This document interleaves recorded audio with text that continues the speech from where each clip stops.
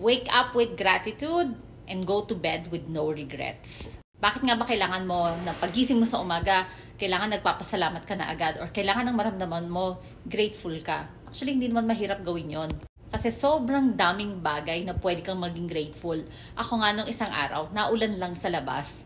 You know, yung kasiyahan ko na meron akong sariling bahay na kahit umuulan, nasa loob ako, it keeps me warm while I'm sipping a cup of coffee.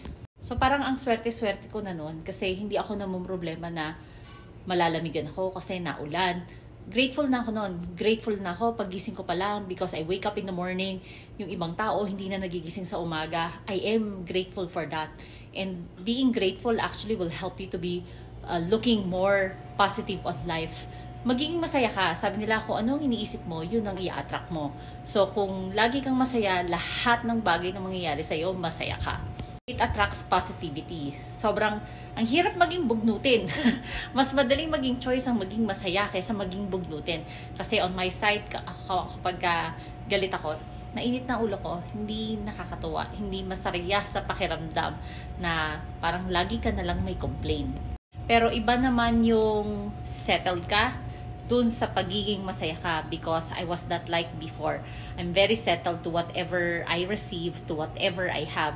Parang masaya ako kung anong ibigay sa akin ng Diyos. Kumbaga, yun nga, sobrang grateful ako kasi I have a house, I have a car, we have a business, I have a healthy family. Masaya na ako dun. If I don't get something na gusto ko, I will still feel grateful kasi fortunate pa rin ako compared sa ibang tao na hindi nila kayang mabili yung gusto nila. Kumbaga ako, kahit na merong bagay na hindi ko makuha, tinatanggap ko yun kasi sabi ko, okay lang. Kumbaga, hindi ko naman kailangan or wala namang problema kasi alam ko na meron pang mga tao na hindi ka fortunate kagaya ko. But then, joining in a business, it's actually changed my mind.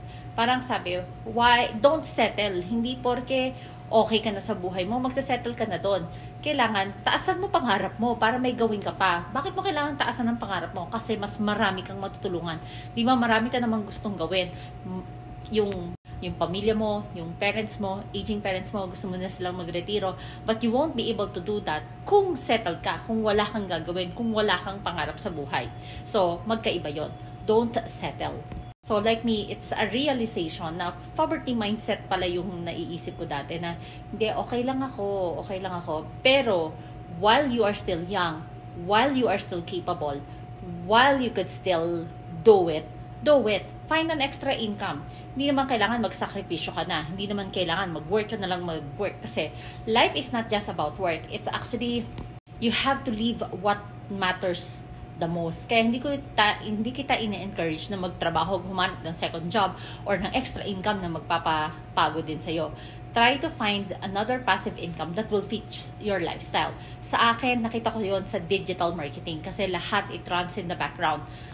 Parang lahat naka-autopilot na. Yung email, yung product, digital product. Okay, when it comes to say digital marketing or affiliate marketing, parang nalulula ka na parang ano ba yun? Parang kaya ko ba yun?